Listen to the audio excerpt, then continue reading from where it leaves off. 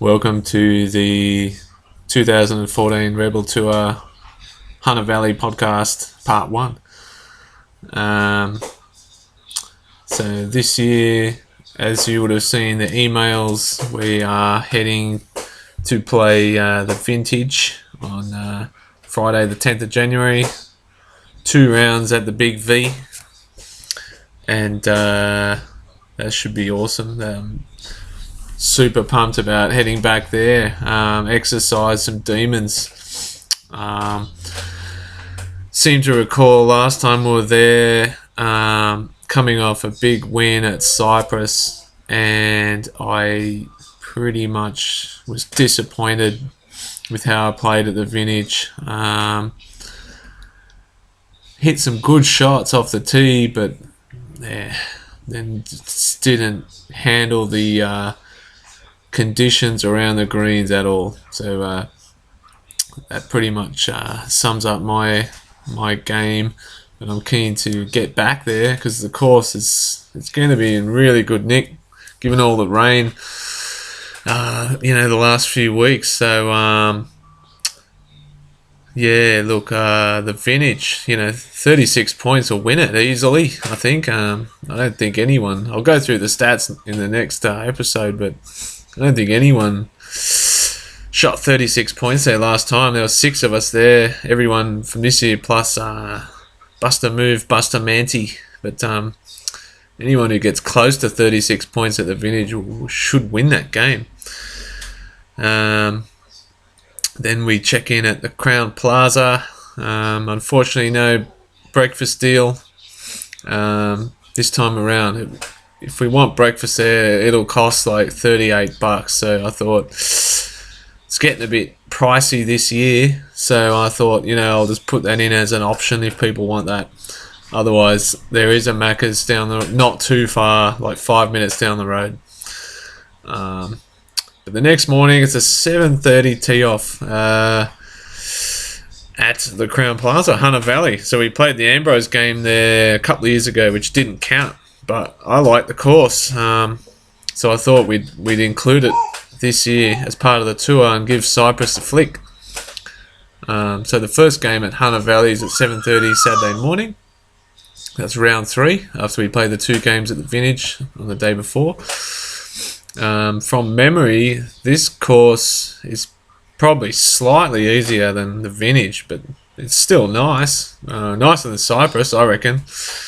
Probably a bit harder than Cyprus, but not as hard as Vintage. I reckon 36 to 39 points would win it at there. Maybe even 30, 35, 36 points could even win that if conditions are a bit tough. But then we heading to 1:30 tee off at Stone Bridge, which is about 7 minutes down the road past Macca's, which is a good sign. We can just duck in there for lunch. But we've got a 1:28 tee off. That gives us 8, 9, 10, 11, 12, 7 hours. Well, plenty of time between rounds. So I don't know, maybe we could tee off even a bit later on the Saturday morning. But we'll talk about that later, unless we just want the break in between rounds to have a bite and debrief. This time I'll bring the laptop, so maybe we could just stick to that time slot anyway, and we'll do the scores on the laptop at Macca's or something in between.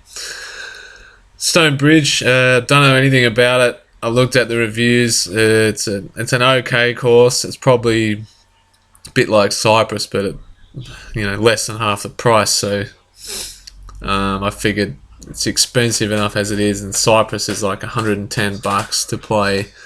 This place is like $40, so a bit of a no-brainer. And plus, we never play there, so it'll be interesting. Everyone will be on the same the same situation there. A bit of an unknown course, but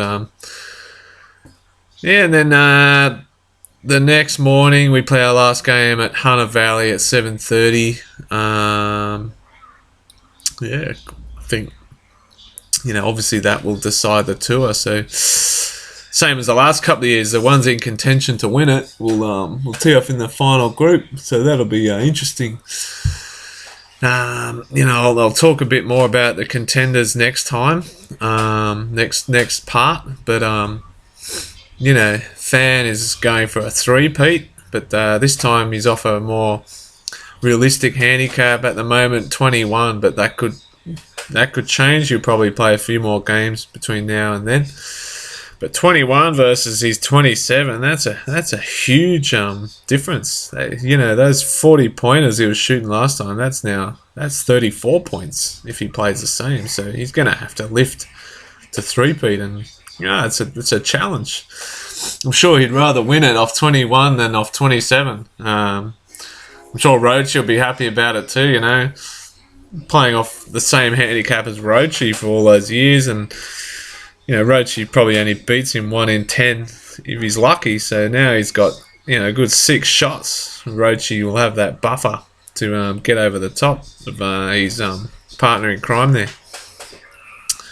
So just talking handicaps, I think Ma 18, Fan 21, Murray 22, Hank 23, Roachy 27. Maybe some variations between now and then depending on how many games people play.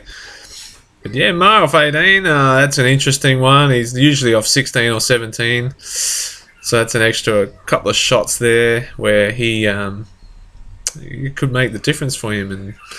And all of a sudden Fan's only 3 shots difference in handicap, so instead of 11 shots. So all of a sudden it's a realistic opportunity for Ma to win. We're going to have to lift our game to keep this guy from cleaning up. You never know. Hey, look, Hank has the ability, I think, off 23 to cause the upset. Now, I'll call it an upset because I know Ma's never won one, but now with Fan off 21, he has to be favourite. Ma, he's just bought a new driver. He's bought his new GPS, both top of the range products. He doesn't hold back, this guy. He likes to live like a king. Tough life for some, but then go out and spend $900 bang on some new products. To the victor belong the spoils. Must be nice.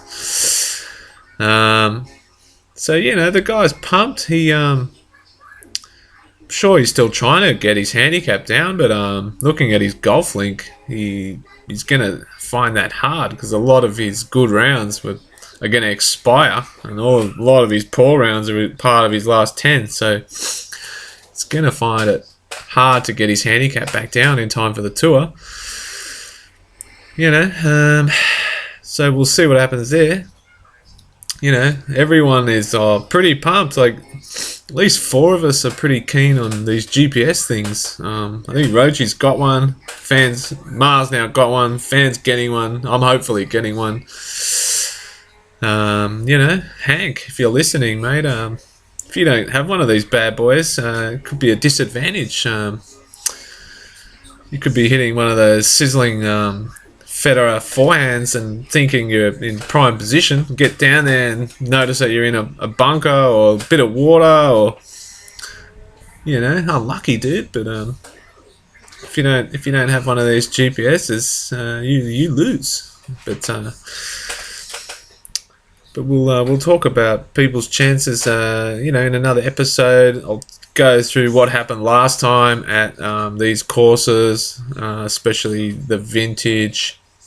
It's going to be some ugly stats, I can assure you. But yeah, look, what are we going to do at this place? This is the first time we'll all be bunkered up together, which is pretty good. So there's a king size bed, which I'm quite happy to take since I organised the thing. But and there's a couple of rooms with doubles, 2 doubles, I think, in one of them. And there's a like a sofa bed, which maybe that's the booby prize. I don't want the same person maybe on that each night, but maybe there has to be some sort of a booby prize where someone has to put up with the sofa bed. But maybe I'll take that one night if I don't know. We'll see. I'm quite happy to take the king bed, seeing as I've organised this thing. But what are we going to do there? Obviously on the way up, 8 o'clock at the Vintage, maybe we swing by Mickey's. If we can get to that Mickey's at 6:30, 7 o'clock, give us time to wolf something down and then hit a bucket at the range, because the Vintage, they do give you the bucket of balls, so people want to get there early and warm up. That could be good. There's a lot of golf on that day, so maybe you only want to hit a few balls and have a putt. What's there to do at night time? There's that Irish pub we went to. Maybe I could even book a table, because being that time of year, it could get busy. Schnitzels. Yogi got his him and Fan shared some seafood banquet, all you can eat thing last time. Yeah, it was alright. Being Friday night, Saturday night, the place is going to get packed, so I might need to book if we're going to head there. There's restaurants, we could do the pizza thing like we did last year. That would be pretty good. I wouldn't mind that. We'll all be pretty tired. And just looking forward to chilling out and enjoying the 3 days of golf. We're all pretty pumped. Anyway, till the next episode, I'll